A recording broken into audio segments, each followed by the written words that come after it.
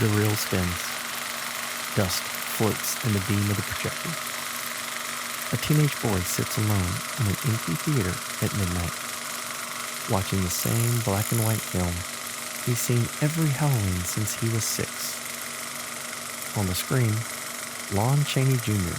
is sweating beneath prosthetics and spirit gum, transforming frame by frame into a wolfman. Rubber snout, hairy hands, tragic eyes. But tonight, something's different. The boy leans forward. On the screen, the wolfman turns his head, and for a split second, his eyes aren't Lon Chaney's. They're the boy's. He watches himself snarl, teeth glinting. The projector light flashes like lightning across his face.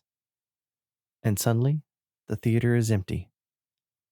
Only the screen remains, flickering a message in scratched celluloid letters.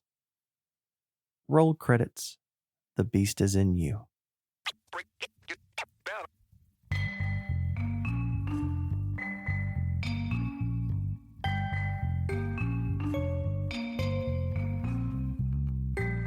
Hey there, members of the Night Crew, and folks who just love horror. Welcome to the Night Crew podcast, where shadows breathe and monsters listen. This is the podcast where we get cozy with the creepy, the frightening, and the just plain undead. I'm your host, Brad Ricks. Before we get to today's interview, I want to give you a reminder of some updates of my own. So, as I mentioned last time, The Night Crew 2 Bloodlust, it came out in November. It's available on Amazon and on my website, bradricks.com. If you haven't started reading the Night Crew series yet, what are you waiting for? Currently, already sent back first round of edits for The Night Crew 3, Hunting Ground. In the midst of talking covers right now, which I'm hoping is going to be even better than the Night Crew 2s, if that is even remotely possible. That one slated for a July release, and number 4 is in progress. Also, I just finished up over the Christmas break a new novel, and I took some time off work and just powered through it.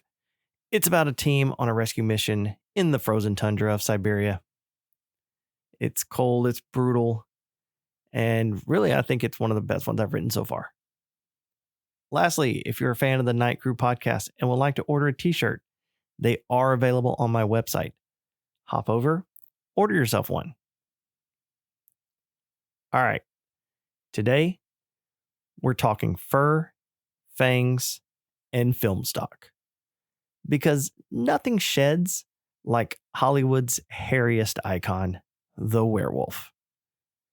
From the studio backlots of the 1940s to the CGI chaos of the 2020s, the werewolf has been scaring audiences and confusing makeup departments for nearly a century.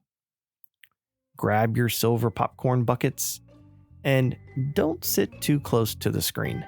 These transformations, they get messy.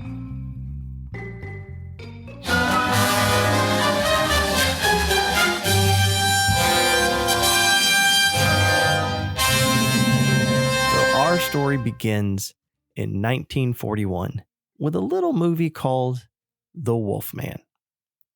Universal Pictures had already given us Dracula, Frankenstein, and The Mummy.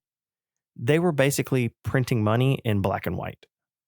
Then came Lon Chaney Jr., who spent 6 hours a day in Jack Pierce's makeup chair having yak hair glued to his face one strand at a time. Yep, you heard me right. Yak.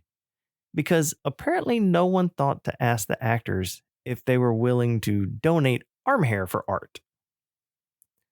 Pierce invented the classic look, that flat snout, fur mask, tragic brow.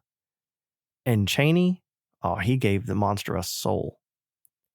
Larry Talbot wasn't evil, he was cursed, sad, and ashamed. Bitten by fate, haunted by guilt, he became Hollywood's first relatable werewolf. But behind the scenes, things were hairier than the makeup. Chaney's suit smelled like wet dog and rubber. The lights were so hot, they nearly cooked him. By the final day of filming, crew members were calling him the barbecue beast. Still, the Wolfman became a hit and a template. From then on, every werewolf movie owed a debt to Larry Talbot's tragic howl. Let's move forward a decade to the 50s, the era of atomic mutants, cheeseburgers, and teenagers with too much crap in their hair. Werewolves didn't escape the B-movie boom. You got I Was a Teenage Werewolf, which came out in 1957, starring a young Michael Landon, a little while before he ran into that house on that prairie. The movie was basically a public service announcement about what happens when you skip therapy and join a hypnosis experiment. Spoiler, you turn into a werewolf in biology class. It's like a cautionary tale about what happens when adults don't understand teenagers. The symptoms include mood swings, anger issues, sudden hair growth, murder. By the way, I have a few teenagers, so I can confirm the accuracy of all of this. And people ate it up. Drive-ins were packed. Couples hid behind burgers while actors hid behind rubber masks.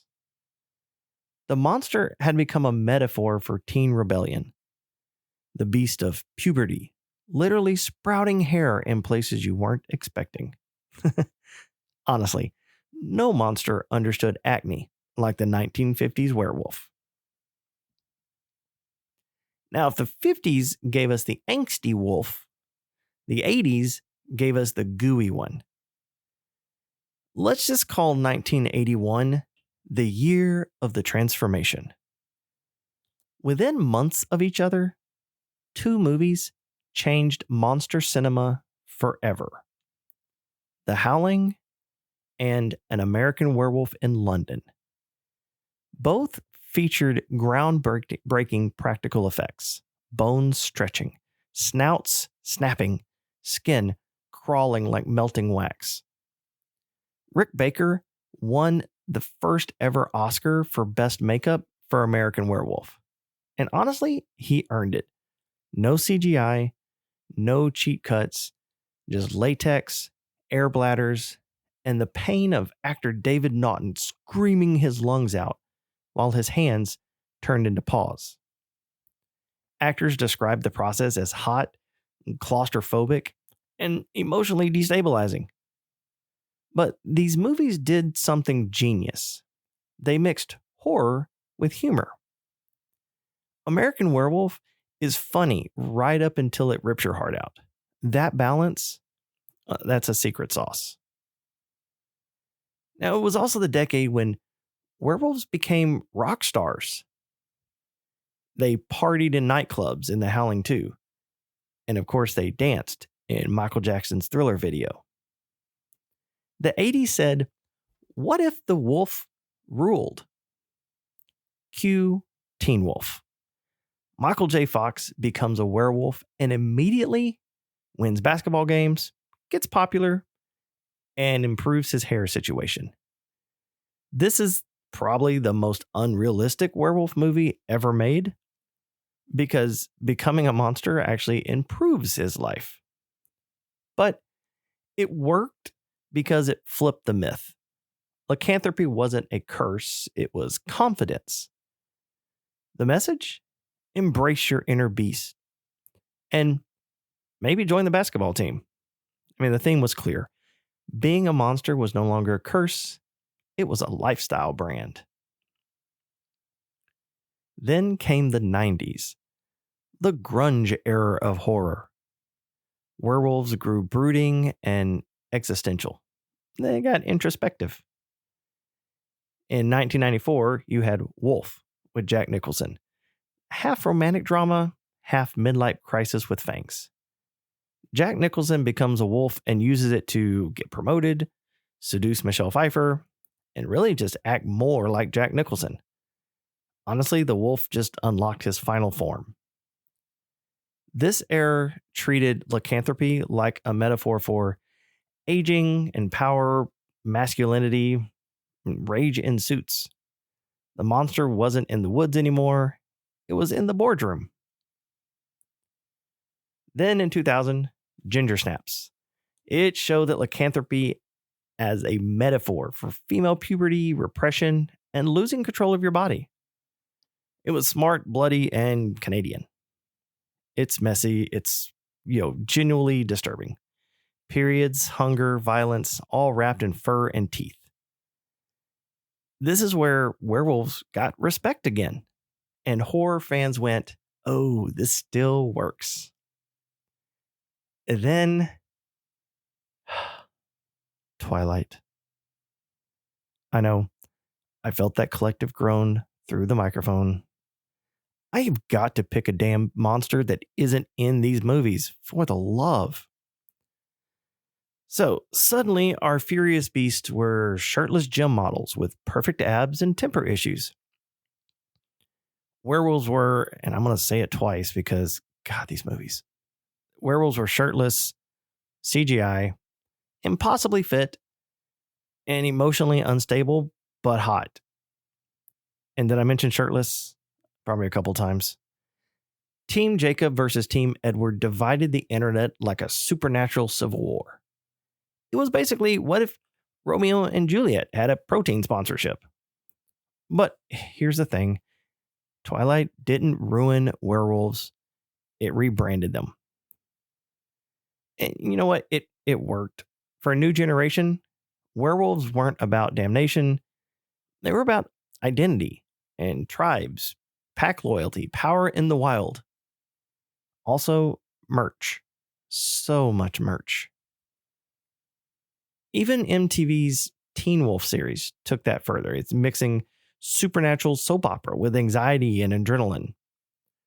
Shows like Teen Wolf and Being Human and the originals, they leaned into pack dynamics. Werewolves became communities, outcasts, groups with rules. Less curse, more culture. And honestly, that makes sense. The wolf was never meant to be alone. Whether you loved or loathed it, the message remained. We keep reinventing the wolf because it's still howling inside our culture. Now let's take a moment to appreciate the real heroes of werewolf cinema. The makeup artists and creature crews who literally glued themselves to the job. Jack Pierce, Rick Baker, Rob Bottin, Greg Nicotero. These people turned latex into legend. They'd sculpt, paint, and bake foam rubber like satanic pastry chefs until it looked alive. And actors? Oh, they suffered for it. Prosthetics weighed 30 pounds. Contact lenses that felt like sandpaper. One actor fainted because his wolf head had no air holes. Method acting at its finest. I can't breathe, but at least I'm authentic. Today, most of that is digital, but fans, yours included, still swear nothing beats real rubber and stage blood, because a true werewolf should be tangible, something that could actually bite you. Now, every era gets the werewolf it deserves. In wartime, we saw fear of the beast within. In the teenage 50s, it was hormones. In the 80s, transformation and excess. In the modern age, identity and belonging. Werewolves survive because they're us, just with a little more hair. They represent the battle between instinct and image. Hollywood is the perfect hunting ground for that. A town built on transformation. Actors shed skins for roles. Studios chase the next big thing under the moon of public opinion. And somewhere between glamour and gore, the werewolf remains the most honest creature in the pack. Because unlike vampires, although they're my favorite, but unlike vampires, he doesn't pretend to be elegant. He's raw. He's chaos. He's cinema at its most animal. All right, because I know you creatures love a list, let's do it. Top 5 on-screen transformations that still hold up. Now, I'm going to put this out there. If you disagree, by all means, hit me up on Facebook and, let's have a conversation about it. Number 5, The Wolfman. I mean, it's slow, it's stop motion, it's history. You got to respect the yak hair. Number 4, Ginger Snaps. Body horror meets girlhood, fangs and feelings. Number 3, I'm going to put The Howling. That scene in the cabin, the jaws, the scream, the latex meltdown, it's like chef's kiss if the chef had claws. Number 2, this may one be a little bit of a surprise, American Werewolf in London. Still the benchmark. If you haven't watched it lately, do it with the lights off and volume up. You'll hear the sound of cinema evolving. Now, surprise number 1, The Company of Wolves. It's a 1984 flick. And it's because really no one expected that fairy tale nightmare to peel its own face off. It's art, it's trauma, it's British. Bonus points, by the way, if you can watch all 5 in one night without checking your hairline in the mirror. So, what's next for our favorite moon mad mammal? I know there's been some rumors of, reboots, possibly a new Universal Wolfman. There's talk of a shared monster universe. Streaming services are just drooling for content with teeth. But maybe the future isn't another CGI snarl. Maybe it's back to the roots. Some practical effects, tragedy, atmosphere. Imagine an A24 style werewolf film. Slow burn, subtle. Just a man losing his mind under fluorescent moonlight. That's the cycle of horror. Every few decades, the beast comes home, shaves off the sparkle, and starts growling again. Hollywood can't resist a good transformation. And, neither can we. And it's not just the movies. Werewolves have clawed into pop culture everywhere. You have video games, The Order, 1886, Skyrim, Bloodborne. TV shows, Buffy, Being Human, the originals. And let's not forget the wonderful Halloween costumes, those, 80% polyester, 100% commitment that you can't breathe in. There's something universal about the howl. It's cathartic. You scream into the dark and the dark screams back. That's why fan conventions still have werewolf cosplays that look way too convincing at 2 a.m. in hotel hallways. There's something beautiful about that chaos. It's communal. It's the pack mentality in real life. Because deep down, none of us really want to kill the beast. We want to belong to it. Fun fact, the classic Hollywood werewolf howl isn't just a wolf. It's a mix of sounds layered together. Human screams, train whistles, and even cellos slowed down. Sound designers experimented endlessly to find the perfect blend of sadness and terror. It's not a hunting cry, it's a lament. That's why every good werewolf scene hits your chest. It's a lonely sound, the cry of someone losing control and begging to be understood. So, next time you hear that echo through your surround sound, remember, that's humanity calling from the woods. So, here's a theory, and you can quote me on it. Every creative person in Hollywood is a werewolf. Think about it. You live by day as a functioning adult, then you stay up all night sweating over a project, transforming into something unrecognizable. You emerge in the morning half human, half idea, and you're starving. Art is transformation. Fame is the full moon. And every actor who's ever starred or who's ever stared into a camera and felt that flicker of something primal, yeah, that's the wolf showing through. So maybe that's why Hollywood keeps returning to the creature. It's an unflattering self-portrait. The werewolf has survived everything: silver bullets, bad scripts, and questionable CGI. Because it isn't really a monster at all. It's a confession that we're all capable of howling when the lights go down. The real horror isn't fur and fangs. It's realizing that deep inside, we crave that release too. Every full moon, some part of us wants to break free of the human routine, the job, the image, the polite smile, and just run. And for 90 minutes in a dark theater, Hollywood lets us do it. Well, that's it for the Night Crew podcast and tonight's double feature. If you enjoyed our stroll through cinematic furballs, go rewatch An American Werewolf in London or Ginger Snaps. And remember, when the credits roll, tip your makeup artists. Also, if you had a good time, make sure to follow the show, share it with a friend, and leave a rating.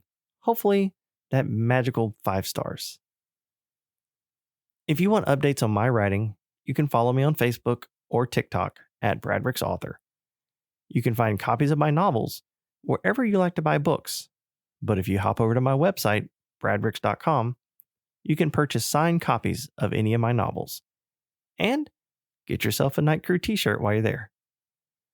I'm Brad Ricks, reminding you to stay out of graveyards after dark, question people who don't show up in mirrors, and something around here smells like wet yak hair. Lon, is that you? All right, until next time, keep your curtains drawn, your sense of humor sharp, and your blood inside your body. See you under the next full moon. Thanks for listening.